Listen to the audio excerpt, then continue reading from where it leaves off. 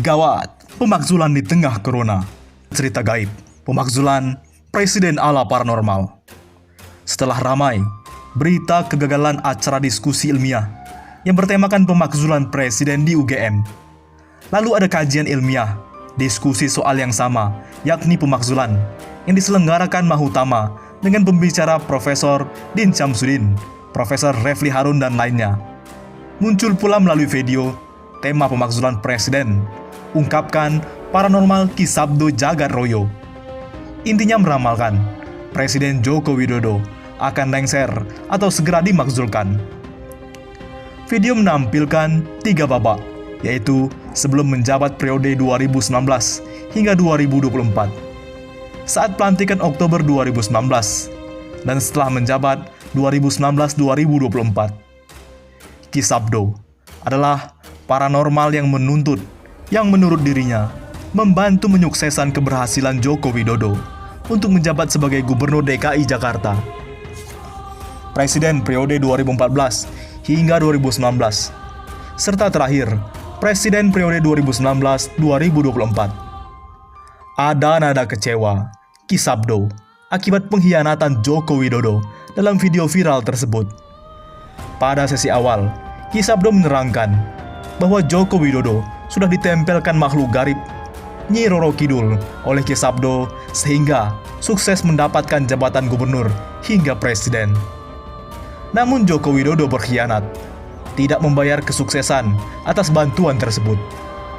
Kalau Nyai Roro Kidul saya ambil, maka Joko Widodo pasti lengser. Menurutnya, Joko Widodo itu seperti kacang lupa kulitnya. Ki Sabdo mengancam memakzulkan Jokowi karena suksesnya itu tergantung Ki Sabdo. Yang pasang Nyai Roro Kidul adalah saya.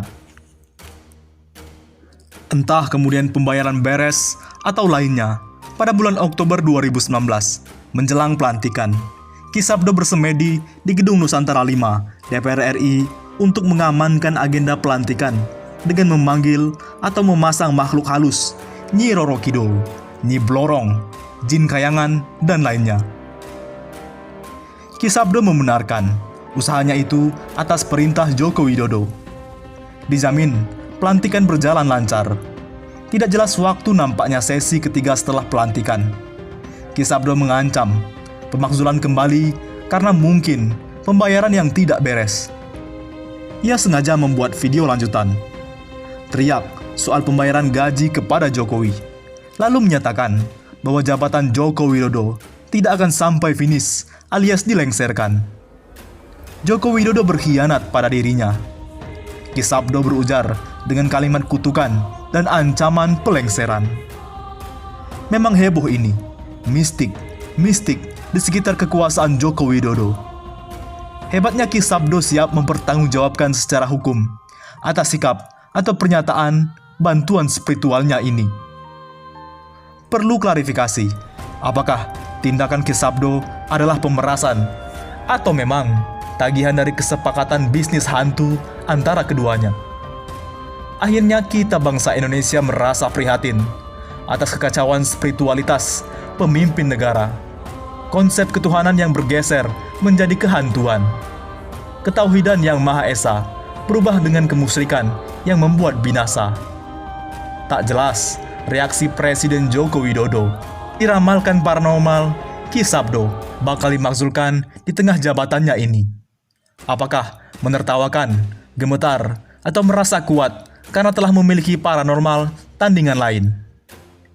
Jika yang dikatakan Sabdo Jagat Royo adalah hoax, maka Joko Widodo mesti berani memproses secara hukum.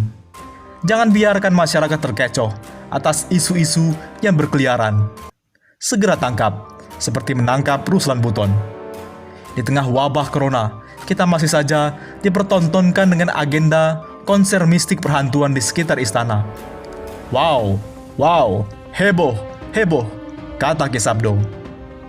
New normal diterjang paranormal yang membuat istana semakin terlihat ikut-ikutan abnormal.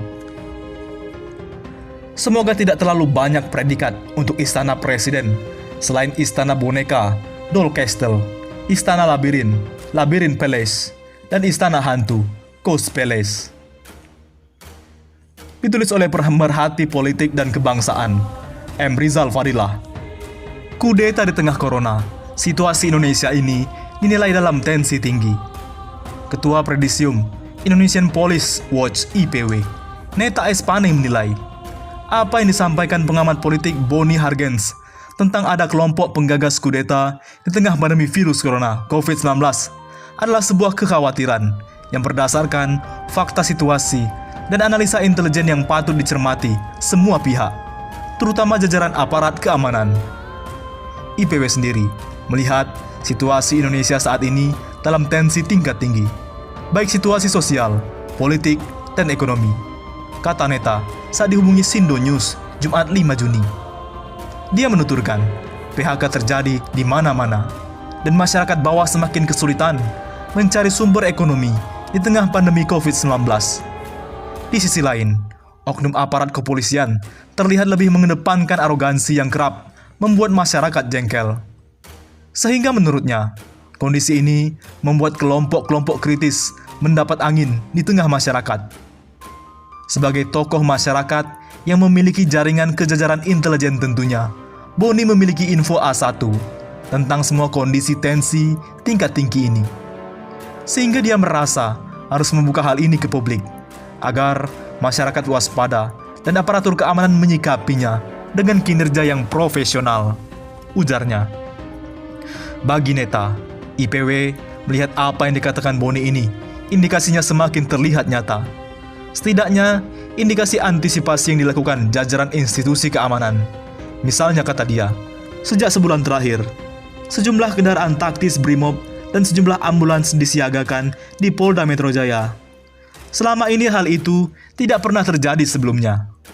Lalu, Neta beredar kabar yang sangat kuat bahwa dalam waktu dekat ini, Presiden akan melakukan mutasi terhadap Panglima TNI, yakni KSAD Panglima TNI, dan Panglima TNI menjadi Dubes di Prancis. Kabar ini tentunya bisa dibaca sebagai sebuah langkah untuk mengantisipasi apa yang dikhawatirkan Boni. Di lain sisi, kantongi penggagas kudeta, Muhammadiyah anggap Boni Hargens halusinasi. Pengakuan Direktur Eksekutif Lembaga Indonesia, LPI Boni Hargens, bahwa ia mengantongi nama-nama tokoh yang ingin merancang kudeta terhadap pemerintahan dinilai tidak mempunyai dasar kuat. Boni dinilai hanya mencari sensasi. Sepertinya Boni Hargens lagi mencari sensasi atau mungkin juga sedang halusinasi, kata Ketua Bidang Hukum dan HAM, Pimpinan Pusat Pemuda Muhammadiyah, Razikin, saat dihubungi Sindo News Jumat. Razikin menyebut, kritikan masyarakat atau elemen tertentu terhadap berbagai isu tak boleh disebut sebagai kudeta. Kritikan hal biasa dan sudah berlangsung lama, yang sama sekali tidak ada kaitannya dengan upaya kudeta. Masa sih kelompok pemerhati HAM yang mengecam rasisme di Papua dituding merancang kudeta? Masa anak-anak muda yang ada di ruangan kelas membahas Pancasila dituduh sedang merancang kudeta? Tuturnya. Menurutnya, jika ada kelompok yang merancang kudeta, pasti sudah ditangkap. Di sisi lain, ia menilai yang mampu merancang kudeta adalah kekuatan yang memiliki senjata. Di dalam sejarah dunia, kudeta selalu melibatkan militer. Pertanyaannya sekarang, apakah militer menjadi bagian yang merancang kudeta? Seperti tudingan Boni Hargens? Jadi Boni Hargens jangan sembarangan melempar isu, tuturnya. Lebih lanjut, Razikin menganggap dinamika isu politik yang berkembang di masyarakat, semua itu hanya sebatas perbedaan-perbedaan cara pandang, di mana tentu saja pihak yang sekarang berbeda dengan pemerintahan berharap punya kesempatan untuk memimpin negeri ini. Dan itu biasa, dan memang begitu seharusnya, tuturnya. Dengan demikian, sambung dia, ada kontestasi ide, ada pertarungan konsepsi, alih-alih semua pihak perlu meradikalisasi cara kita berdemokrasi. Menurutnya, setajam apapun perbedaan pandangan politik, tidak kemudian dianggap sebagai musuh politik. Semua pihak harus membiasakan diri dengan perbedaan.